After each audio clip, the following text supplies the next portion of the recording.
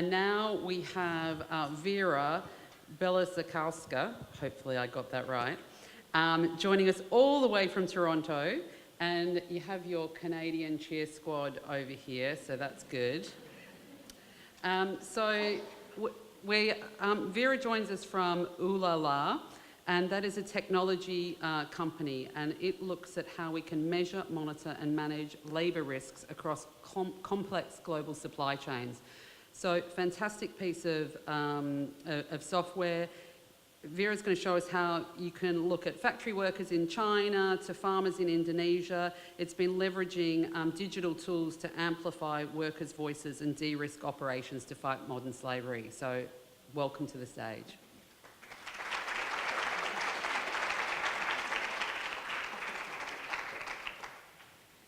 Okay, hi everyone. I'll begin with apologizing if I stumble a bit. I just got in today and my body is still in a different time zone. And it's colder here than Canada in this room. So if I'm shivering, it's not because I'm nervous, I'm actually cold. So it's a pleasure to be here, and I'm quite excited at the diversity of representation from so many sectors in this room. I think we will not deal with this issue until we come together from multiple sectors to have this conversation and collaborate. So that's very, very, very encouraging. So my name is Vera Belazelkoska, and I direct programs at Ulula. So we're a social enterprise technology company that creates worker voice tools that can help operations, so governments, nonprofits, brands, and suppliers monitor working conditions worldwide. This is a very impactful image that we all know. I will not speak to the systemic challenges of global supply chains and how we got to Rana Plaza, but I will speak to one sort of underrepresented story about some of the help workers who were trying to rescue people and lift rubble, all of the stones and all of the debris. They had found mobile phones that belonged to workers, simple mobile phones, that had MMS, so multimedia messages with images of the cracks in the walls in the factory days before it collapsed. Some of those images had been shared with supervisors, management, but they did not fall on the right ears. However, we do see the power of technology in that moment.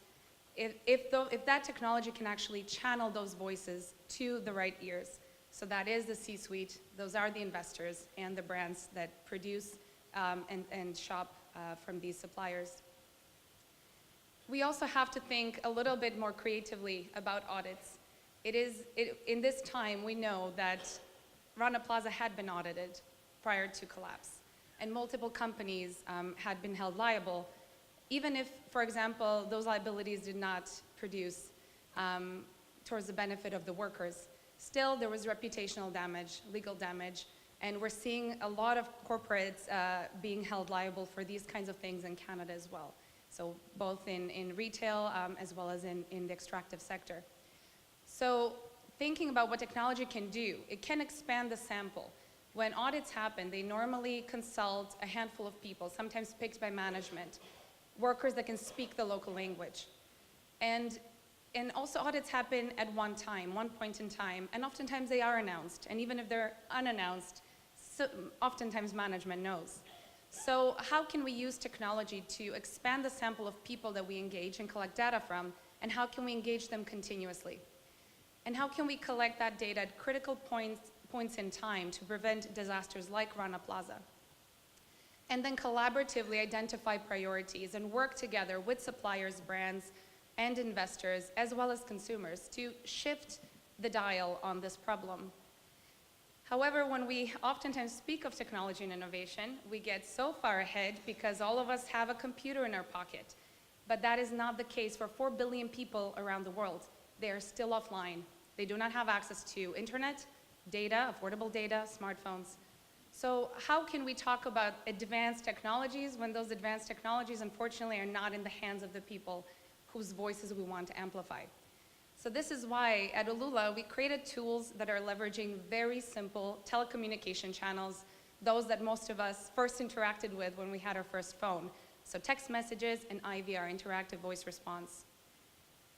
We use these communication channels to send out automated surveys to capture anonymous feedback from workers more continuously.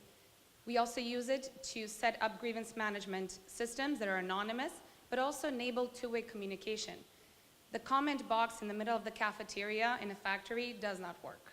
People are afraid to be seen to put something there, and then they will not, unless they put their name, they will not get a response.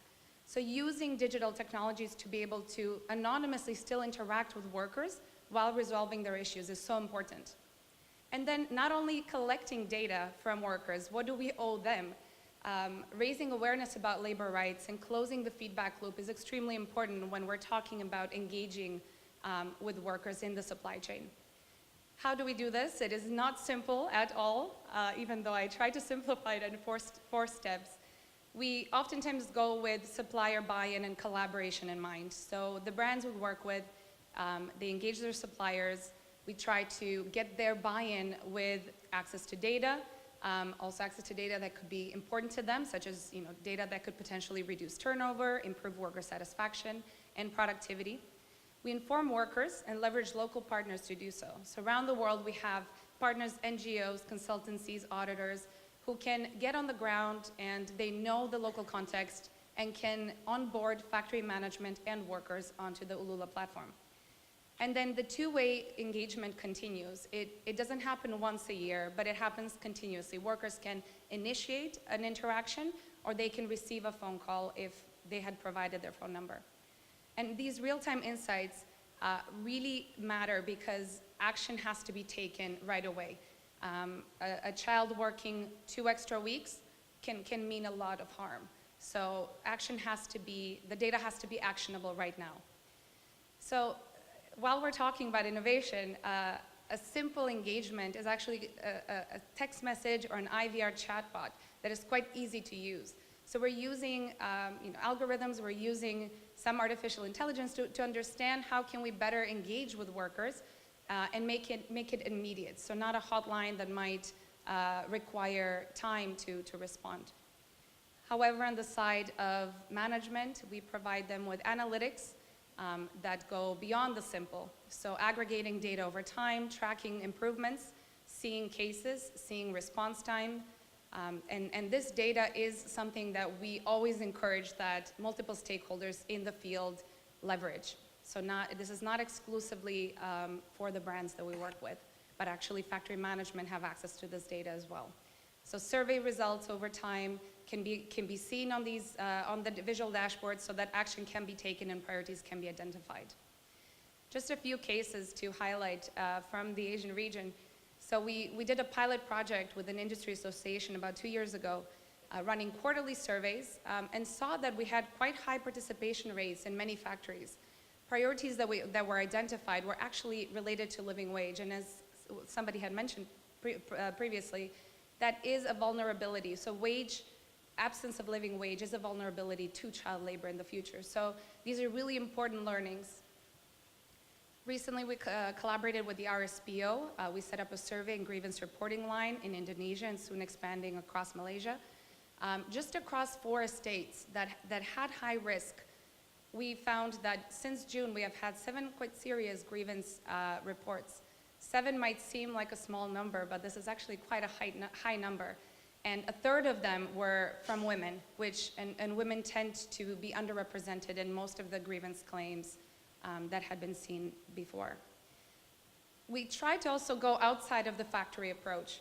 So this year we launched a pilot with 2 partners in India where we wanted to figure out what are the risks in a particular district or a particular region in India within the garment and textile sector, and not going and engaging with management per se, but going all the way down to the possibly most risky areas where spinning mills are located and the largest challenges, such as the Sumangali scheme in India, exist.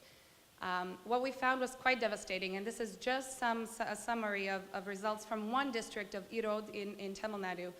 We found that 18% of workers were under the age of 14.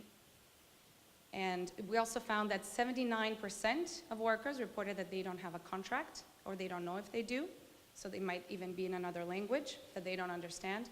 And what that vulnerability creates is that workers then don't know their rights, they don't know what is unlawful.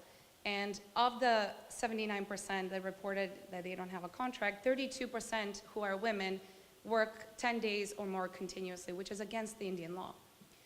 We also found that 21% are paying off a loan. So that also indicates a high vulnerability to forced labor. So just to end, we don't think that technology is the silver bullet. We don't think that worker voice is going to fix everything.